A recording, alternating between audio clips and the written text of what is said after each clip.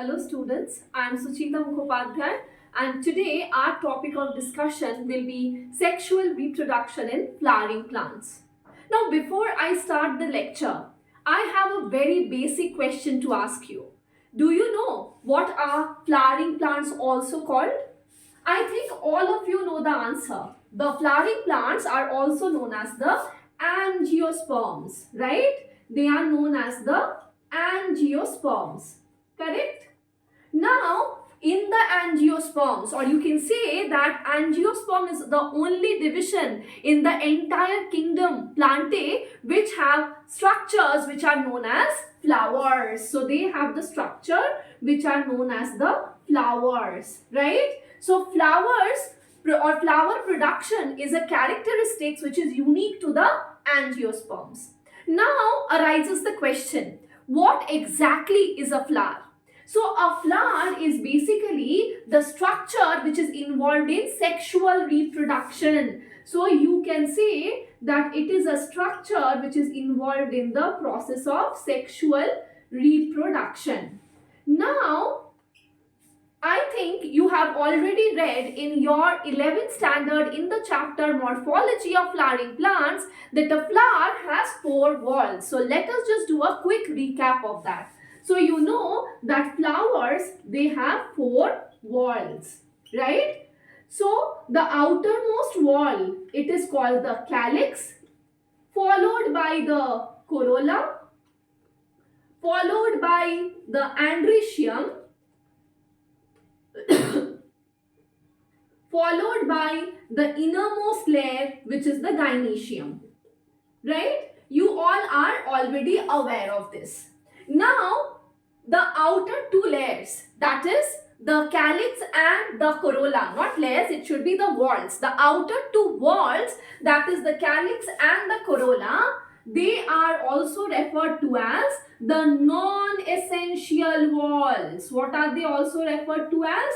They are referred to as the non-essential whorls. Now, why do you think they are called the non-essential whorl? The reason is that they are not directly involved in the process of reproduction. So, they are not directly involved in the process of reproduction, right? So that is why they are known as the non-essential whorls. Whereas the inner layers, that is the andricium and the gynoecium, they are referred to as the essential whorls. What will you call them as? You will call them as the essential whorls. Now I think you know the answer. Why are they called the essential whorls? Because they are directly involved.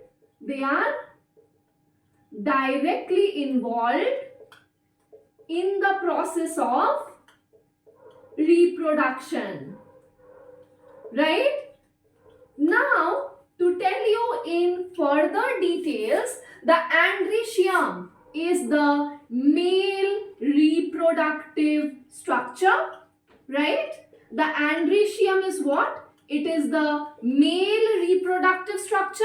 And talking about the gynoecium is the female reproductive structure, right? So in this chapter, we will be focusing on these 2 whorls, that is the andricium and the gynoecium. In today's lecture, we will be putting more focus on andricium, right? So let's get started. So we are discussing now about the andricium. Now, let me start the lecture with what is the unit of andricium. I know that you all are already aware of this. The unit of andricium is called the stamen. What is it called?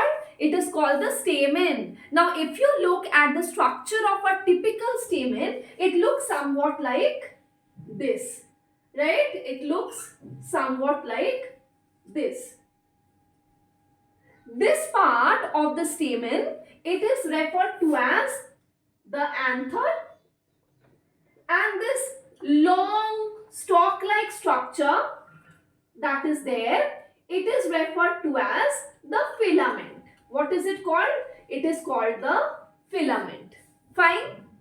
Now you can see that the anther has two lobes, 1 and 2, right? Therefore we say that the anther is a bilobed structure. What will we say? We will say that the anther is a bilobed structure. Now inside the lobes there is the presence of microsporangia. So these circles that I am drawing here, these are representing what? These are representing the microsporangia that is present inside the anther lobes. Now I want your attention here. Each anther lobe has how many microsporangia? 1, 2, correct? So each lobe of the anther will have 2 microsporangia, and therefore if you consider the anther as a whole, so an anther will have 4 microsporangia, and therefore we say the anther is a tetrasporangiate structure. It is called a tetrasporangiate structure. I hope this much is clear to all of you, right? Now if you look at the anther, you will see that the microsporangia, they are located at the 4 corners. So the other term for this is a tetragonal structure. Other term for this is a tetragonal structure. Therefore students, whenever we are talking about a typical anther, we say that a typical anther is bilobed, it is a tetrasporangiate, and it is a tetragonal structure. All these are very important terminologies related to the anther. You often get questions from this particular section. Now there are few exceptions also. For example, Malvaceae family. Do you know what is the Malvaceae family? The Malvaceae family is the family of the China rose, right? So Malvaceae family has monolobed bisporangiate anther. So instead of 2 lobes, there is the presence of only 1 lobe, right? So please note that Malvaceae family, it's an exception. They have monolobed and bisporangiate anther, right? So there are more exceptions, but this is just one example. Fine. Now students, let us see what actually happens in the beginning of the development of anther. So when you see an anther, okay, so when you see an anther, so initially the anther appears as a small outgrowth, right? Initially the anther, okay, it will appear as a small outgrowth. It appears as small outgrowth. Fine. Now 4 cells of the anther just below the epidermis. So let us say that this is the epidermis of the anther, right? So just below the epidermis, 4 cells in the hypodermal region. So 4 cells in the hypodermal region, okay, in the hypodermal region, they develop into the archisporial cell. They will develop to form the archisporial cell, right? Now students, this archisporial cell will undergo division. It will undergo division and it will produce 2 cells. One cell which is towards the epidermis, it is known as the parietal cell, and the other cell which is towards the center, it will form the sporogenous cell. It will form the sporogenous cell. Now, what is the role of the parietal cell? The parietal cell, students, right? The parietal cells, it will develop to form the other anther walls, okay? Let me tell you that anther has 4 walls. So, the other walls of the anther apart from the epidermis will be formed from the parietal cell. And let me tell you that the sporogenous cell will further develop into the microspore mother cell. It will develop into the microspore mother cell, which is diploid, and this microspore mother cell will undergo meiosis to produce the haploid microspore. Details of this we'll be studying later, right? So now let us discuss about the anther walls, right? So there are 4 walls of the anther. The outermost layer, which you are already aware, right? The outermost layer of which you are already aware is the epidermis. So anther has 4 walls. 4 walls of anther. Now we'll discuss this, right?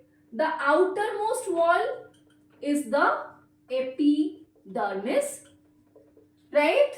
Now, after the epidermis, the next layer, it is the endothecium. Inner to the endothecium is the middle layer. It is the middle layer. And the innermost wall of the anther, students, it is the tapetum. The innermost wall, students, it is the tapetum. Fine. So now let us understand each of the walls of anther in details. So we will start with the epidermis. The epidermis, it is made up of thin-walled living cells. It is made up of thin-walled and living cells. And the most important function of the epidermis is to provide protection. The most important function of the epidermis is to provide protection. Fine. Now moving on to the next layer. The next layer is the endothecium. The endothecium is also a single-layered structure, and the cells of the endothecium have deposition of alpha cellulose fiber. They have deposition of the alpha cellulose fibers.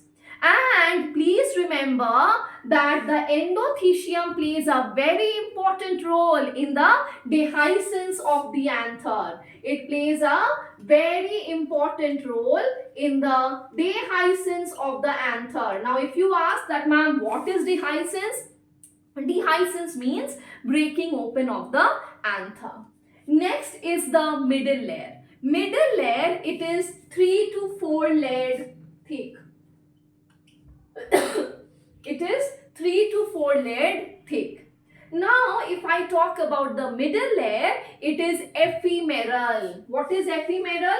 It is short-lived. Okay. It is ephemeral or it is short-lived. The middle layer contains reserve food materials which helps in the development of the pollen grains. Right. So, please make a note that the middle layer contains reserve food material which will be helping in what? In the development of the pollen grains. Now let me tell you that the outer 3 layers, that is the epidermis, the endothecium and the middle layer, plays a very important role in protection and dehiscence of the anther. It plays a very important role in the protection and dehiscence of anther. Whereas the tapetum is the innermost layer which will be providing nourishment to the developing pollen grains. Right? So the tapetum has large cells, they have dense cytoplasm, and the tapetal cells are mostly polyploid and they are also multinucleated, right? And what is their most important function? To provide nourishment,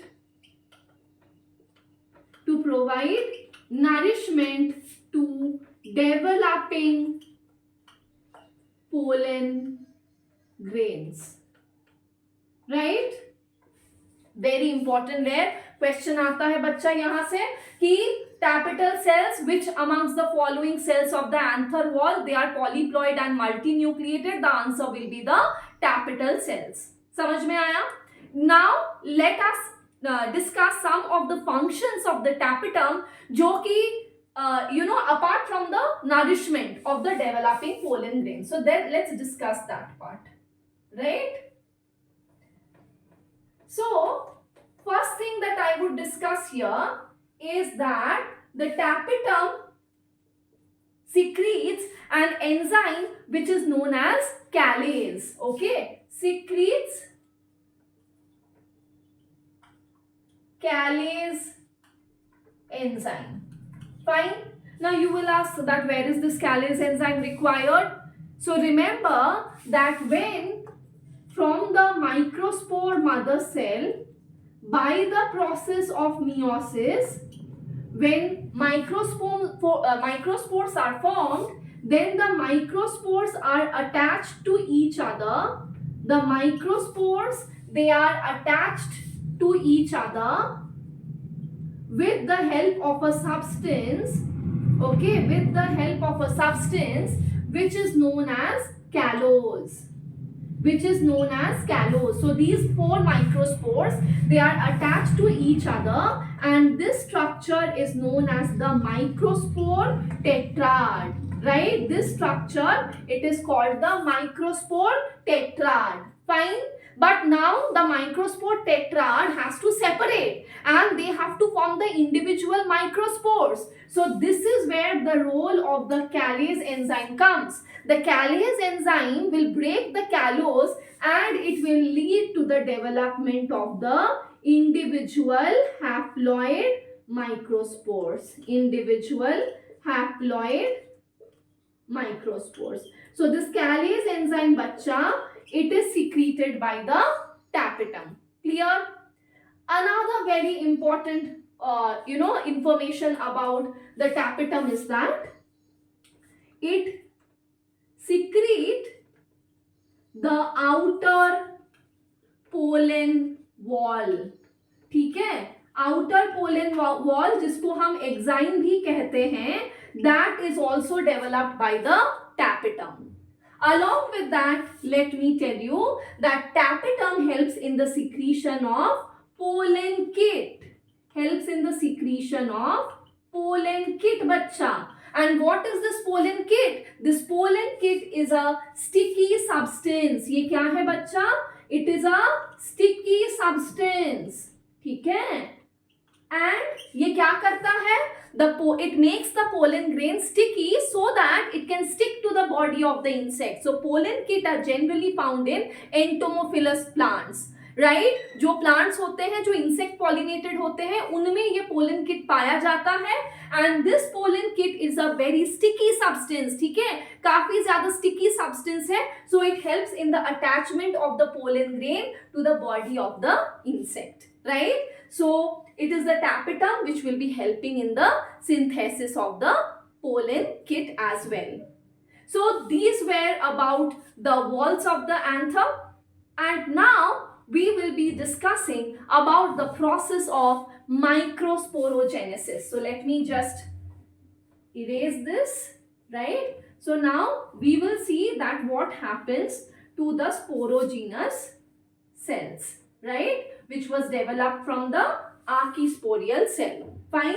So now let us discuss the process of microsporogenesis. वैसे बेटा अनजाने में ही सही we have already, आपको समझ में नहीं भी आया, but still you already now know the process of microsporogenesis. Microsporogenesis is a very simple process. Microsporogenesis is the development of microspores from diploid microspore mother cell by meiosis. तो यानी कि ये जो स्टेप था ना बेटा, इसी को हम बोलते हैं microsporogenesis. मतलब कि the process of formation of haploid microspores, right, from diploid microspore mother cell, which is by meiosis. This entire process is referred to as microsporogenesis. ठीक है? These microspore tetrad that are formed will further differentiate to form the microspores, और ये microspores they will further develop into the pollen grains. It will further develop into the pollen grains. अब सवाल ये आता है कि pollen grains होता क्या है? The pollen grain students here, ये जो pollen grains है, they are the male gametophyte. pollen grains क्या होता है बच्चा? pollen grains होता है male gametophyte. समझ में आया? अब मेल गैमेटोफाइट का मतलब क्या हुआ? Male gametophyte are basically the structures which contains the male gametes. तो पोलन ग्रेन के अंदर, और the pollen grains will mature and then within the pollen grain there will be the presence of the male gametes. Fine. I hope this explanation is clear to you. In the next lecture, we will talk in details about the formation of male gametes and about the structure of the pollen grains. Till then, have a great day. Thank you.